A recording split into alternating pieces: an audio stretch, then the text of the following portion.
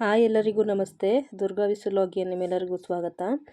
ನಾನಿವತ್ತು ಅವರೆಕಾಳು ಹಾಗೂ ಸಬ್ಸಿಗೆ ಸೊಪ್ಪು ತರಕಾರಿ ಎಲ್ಲ ಹಾಕ್ಕೊಂಡು ಉಪ್ಪಿಟ್ಟು ಮಾಡ್ಕೊಂಡಿದ್ದೀನಿ.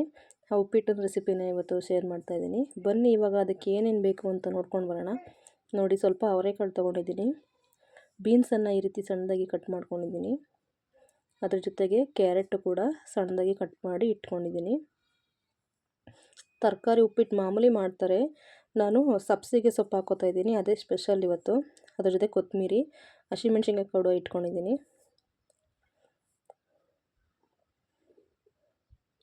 ಮತ್ತು ಕರಿಬೇವಿನ ಸೊಪ್ಪು, ಒಂದೆರಡು ಈರುಳ್ಳಿ, ಒಂದೆರಡು ಟೊಮೊಟೊ ಕೂಡ ಸಣ್ಣದಾಗಿ ಹಚ್ಕೊಂಡಿದ್ದೀನಿ. ರವೆನ ನೋಡಿ ಈ ರೀತಿ ಚೆನ್ನಾಗಿ ಕಲರ್ ಚೇಂಜ್ ಆಗೋ ರೀತಿ ತುಂಬ ಚೆನ್ನಾಗಿ ಹುರ್ಕೊಂಡಿದ್ದೀನಿ. ಆದಷ್ಟು ರವೆ ಕಲರ್ ಚೇಂಜ್ ಆಗಬೇಕು. ಎಷ್ಟೊತ್ತು ರವೆ ಹುರಿತೀರೋ ಅಷ್ಟು ಒಳ್ಳೆಯದು. ಹುರಿದು ಇಟ್ಕೊಂಡಿದ್ದೀನಿ ಫಸ್ಟೇ. ಈಗ ಒಂದು ಗ್ಯಾಸ್ ಹಚ್ಕೊಂಡು ಬಾಣಲಿ ಇಟ್ಕೊಂಡು, ಬಾಣಲಿ ಕಾಯ್ದ ನಂತರ ಎಣ್ಣೆ ಹಾಕೋತಾ ಇದ್ದೀನಿ.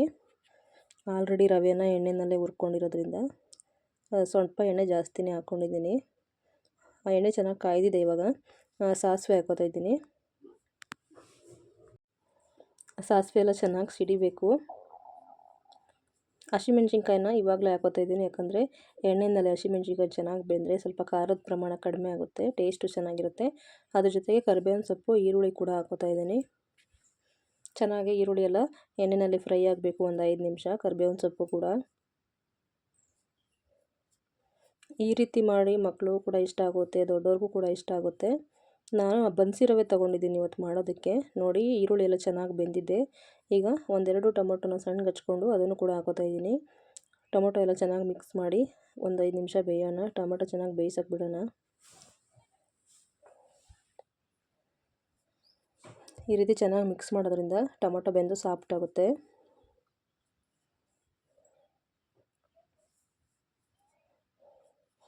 ಕಡಲೆಬೀಜ, ಕಡಲೆ ಅದೇನೂ ಹಾಕ್ಕೊಂಡಿಲ್ಲ, ಕಡಲೆಬೇಳೆ ಏನೂ ಹಾಕ್ಕೊಂಡಿಲ್ಲ, ಯಾಕಂದರೆ ಅವರೆಕಾಳು ತರಕಾರಿ ಎಲ್ಲ ಹಾಕೋತಿರೋದ್ರಿಂದ.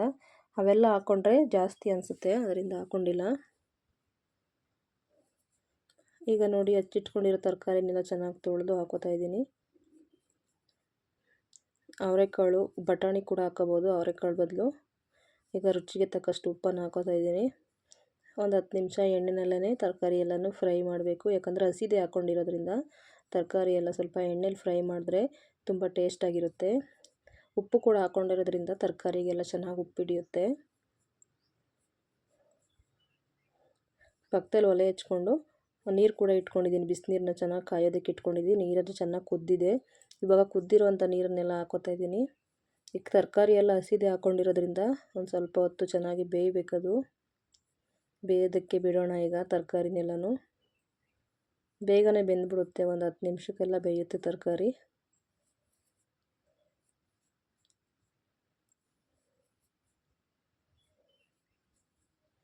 ಈಗ ನೋಡಿ, ಹುರಿದಿಟ್ಕೊಂಡಿರುವಂಥ ರವೆನ ಹಾಕೋತಾ ಇದ್ದೀನಿ.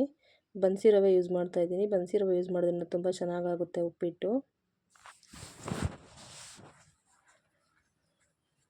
ಅದ್ರ ಜೊತೆಗೆ ಸಬ್ಸಿಗೆ ಸೊಪ್ಪು ಮತ್ತು ಕೊತ್ತಂಬರಿ ಸೊಪ್ಪು ಎರಡನ್ನೂ ಕೂಡ ಹಾಕೋತಾ ಇದ್ದೀನಿ. ಸೊಪ್ಪೇನು ಜಾಸ್ತಿ ಬೇಯುವಂಥ ಅವಶ್ಯಕತೆ ಇರೋದಿಲ್ಲ, ಬೇಗ ಬೆಂದೋಗುತ್ತೆ. ಇವಾಗೆಲ್ಲ ಒಂದ್ಸರಿ ಚೆನ್ನಾಗಿ ಮಿಕ್ಸ್ ಮಾಡೋಣ, ರವೆ ಜೊತೆ ತರಕಾರಿ ಜೊತೆನೆಲ್ಲ.